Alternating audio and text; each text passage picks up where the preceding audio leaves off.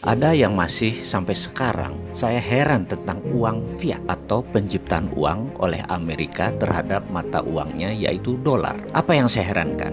Mereka boleh mencetak uang sesuka-suka mereka, tetapi kalau rupiah mau mencetak harus ada jaminan atau underlying, di mana IMF dan World Bank pasti ngamuk jika tanpa jaminan, terutama jaminannya adalah dolar dan emas. Ayo dong pakar ekonomi yang katanya pinter, bisa jelasin ini nggak? Sementara di sisi Amerika, sejak 15 Agustus 1971, tanggal di mana Amerika memutuskan bahwa dolar tidak menggunakan emas sebagai jaminan cetak penerbitan uang tersebut, itu merupakan tanggal paling bersejarah bagi Amerika. Jauh lebih bersejarah dari terbebasnya perbudakan oleh Lincoln, dan jauh lebih bersejarah dari terpilihnya megalomania yang bernama Donald Trump. Karena sejak saat itu Amerika menjadi negara yang sangat kaya. Kenapa? Karena mereka suka-suka cetak uangnya. Sesungguhnya kita harus berani menantang hal ini, terutama para pakar ekonomi kita, dengan pertanyaan sederhana, terbitnya dolar itu berdasarkan apa? Boleh nggak sih saya heran dengan para dosen, para pakar ekonomi, para pejabat ekonomi, profesor, doktor ekonomi, mengapa mereka setuju Amerika cetak sak mau-maunya, dan bahkan Anda mencari pembenaran-pembenaran, sementara negara lain tuh haram hukumnya untuk mencetak uang. Dan hebatnya lagi pejabat negara yang pasrah bongkoan dengan konsep ini tuh banyak. Saya tidak habis pikir, apa yang menyebabkan banyak negara tidak berani cetak uang sendiri seperti Amerika? Inflasi. Kok Amerika cetak sak mau-maunya, inflasi mereka di bawah 3 atau 4% sih? Subprime mortgage, skandal keuangan menghentak ekonomi Amerika hingga 8 juta pengangguran dan merugikan triliunan dolar di tahun 2008 yang menghajar banyak lembaga mitra Federal Reserve seperti Goldman Sachs, JP Morgan dan lain sebagainya.